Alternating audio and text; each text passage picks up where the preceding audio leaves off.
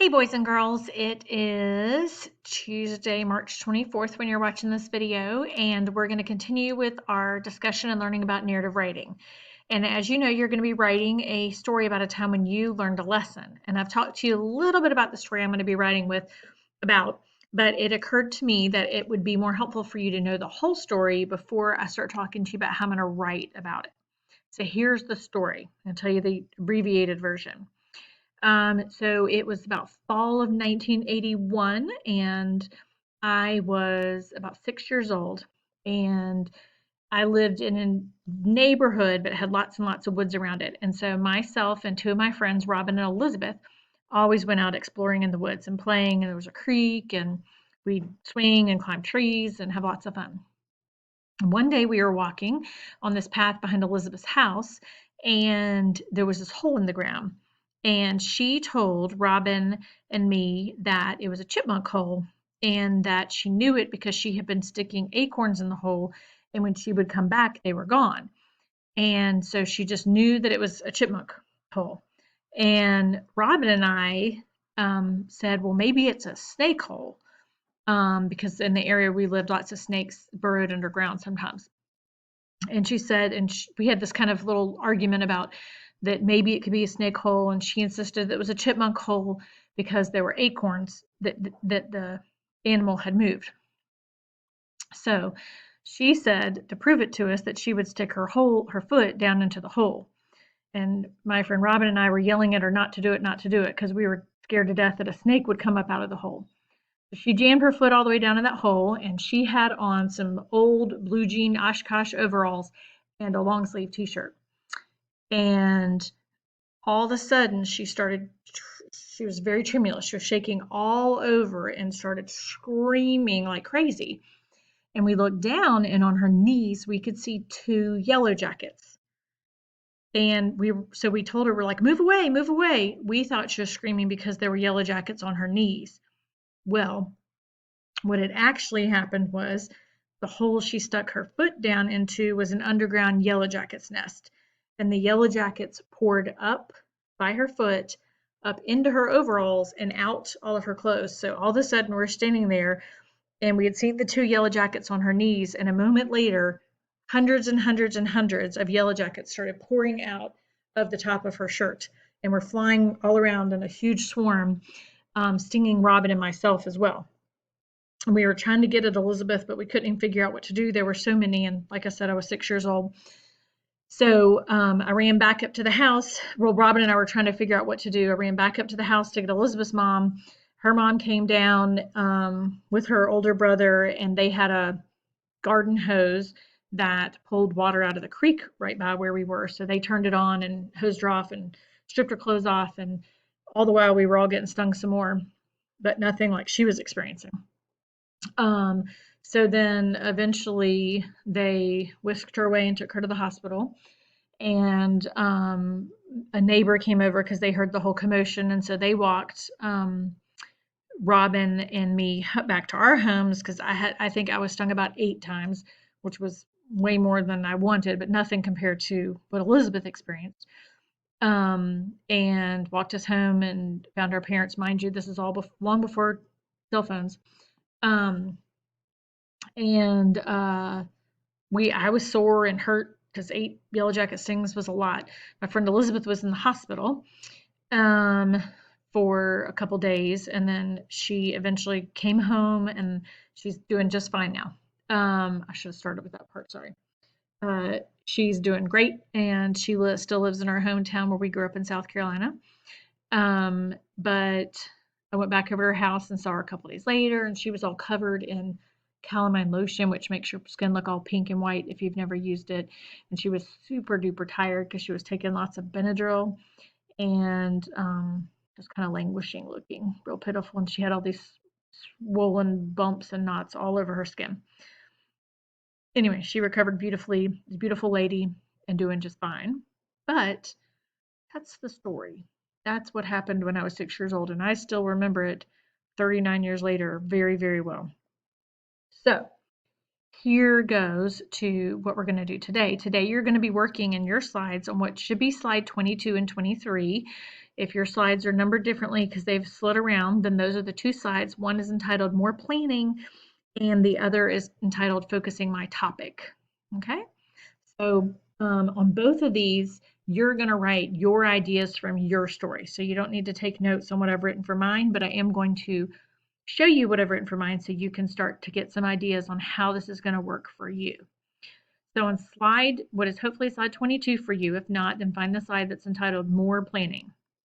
The first thing you want to think about is how you could use dialogue in your writing. If you remember to when we read My Bike by Gary Soto, he interspersed little bits of dialogue throughout the story. The whole story wasn't dialogue, because when a whole story is dialogue, that can get confusing as to going back and forth with who said what, and it can be a little bit choppy to read sometimes. So what we want to work on in fourth grade is just interspersing little bits of dialogue, right? Like maybe 3 to 5 little pieces of dialogue within the story somewhere. One might be the beginning, you might have 3 together, one at the end, 2 and 3, 1 and 4, 5. It just depends on how your story transpires as to where you want to put that dialogue. So what you got to think about is when you think through your story, where would be good places to put interesting pieces of dialogue? You don't want to have dialogue that's just, my mom said, wash my hands. I said, okay, mom. That's not particularly interesting, right? You want to have dialogue that's interesting, that has some level of engagement behind it or some kind of critical part to building up that action in your story, or that is part of that critical climax of your story. So, two places I was thinking, and you can see on the screen right here, that I was thinking that I could use dialogue in my situation for writing my story is, I could, at the very beginning of my story, when Elizabeth was telling Robin and I that she knew that it was a chipmunk hole, and us telling her not to put her foot in it because it might be a snake hole, right? And so that conversation just at the beginning of the story between 3 6-year-olds might be an interesting kind of place, because at that point in the story, you don't know which yellow jackets that are going to come out. So you're thinking, well, is it a chipmunk hole? Is it going to be a snake hole? What's it going to be? Another place I could use conversation is I could use it when Robin and I were panicked trying to figure out what in the world to do as we were being swarmed by yellow jackets. There's plenty of places I could use dialogue, but those are the two places that I think that I'm thinking of right now that I think might make the most sense for the story. Then, sounds crazy, but I want you to kind of start to think about, and you don't have to necessarily do this, but just start to kick around ideas of how you might end your narrative. So, one way I could end it is, so I'm going to tell my story of walking in the woods with Robin and Elizabeth, and then her, us discussing it, her sticking her whole foot in the hole, the bees attacking us, the yellow jackets attacking all of us, getting her mom, and then her being whisked off to the hospital. I could end my story by flashing forward a couple days to when she got back home. I don't need to tell all the time between her leaving for the hospital and her getting home from the hospital, because all that was rest and me being scared. But I could flash forward from this point and end it with letting people who read my story know that she's okay, because you want to know that. You don't want to leave the story with the neighbor walked us home and you're thinking, well, good gracious, what happened to your friend Elizabeth, right? So I could end it with telling you, as I did just now, that she's just fine and doing well. I could also tell you what I do now when I see a hole in the forest floor. I have a forest behind my house here, right outside this window, and if I see a hole, guess what? I walk around it or step over it. I don't ever stick my foot down in it or stick down in it or anything else, and nor should you. So, so I could end with that part. I could talk about what happens now, that after this experience has happened, what I do when I'm in that same situation. With either one of these cases, you do want to make sure that you tie back to the kind of prompt for our story about learning a lesson. Okay, so you want to make sure you connect to that. All right, if we move on to slide 23, this is going to be the slide entitled Focusing My Topic. And here you're just going to answer some questions just briefly, but just to make sure that you have your ideas organized. We talked the other day on slide 19 about that who, what, where, why, how kind of thing. And that's where some of this is going to come together. So what did I learn? You have to start with that because I've had some kids write stories and then realize they didn't really learn a lesson. And that's the whole topic. So you want to make sure you can tell me what you learned. I said I learned to be careful in nature and never put your foot in a hole. Who was involved in the experience? Robin, Elizabeth, myself, Elizabeth's mom and brother, right? Those are the people that are going to be mentioned in my story. What happened?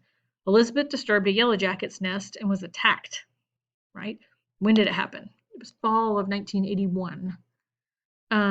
Where did it happen? In a woods and forest surrounding our homes in South Carolina where we grew up. Why did the experience impact you, right? Why are you writing about it today? Why are you going to choose this story to tell me? Why does it matter? Right? So I'll always warn children, as I want you to be careful. Go have fun in the woods. My boys play in the woods all the time, but be careful around nature, right? You've got to respect it. That was their home that got disturbed. How did it change you? I'm cautious where I step in the woods, right? I pay attention to where I'm stepping and what I see and what's out there. I don't want to crush beautiful plants. I don't want to destroy any animal's home. And I certainly don't want to get attacked by jelly jackets. Anyway, boys and girls, so again, your task for today is to complete sides 22 and 23. I don't want you to stress. I just want you to kind of start getting down some of your ideas. Think about this as kind of like that pre-writing stage where you're just hashing out some of those ideas, putting them into writing, thinking through how you're going to start to pull this story together, okay? I'm going to be with you every step of the way. I'm going to give you lots of feedback. Make sure if you have not shared your writing with me that you do so that I can look at what you've done so far and give you some feedback. If you find yourself bored, you're welcome to go back and listen to the stories, the read alouds that were posted on March 19th and 20th. There were, I think, about 8 or 9 of them there, and y'all had to do 2 of them. But if you want to listen to more, share them with your younger siblings, you're certainly welcome to. And in all those books, remember, characters learned a lesson. I can't wait to read your writing. Y'all all have such interesting things to tell, interesting things that you've experienced in life. Remember, it doesn't have to be some huge monumental lesson, okay? But just sometime you've learned a lesson that's going to be a little bit interesting of a twist in it, okay? All right, keep up the excellent work, guys, and I can't wait to read what you write.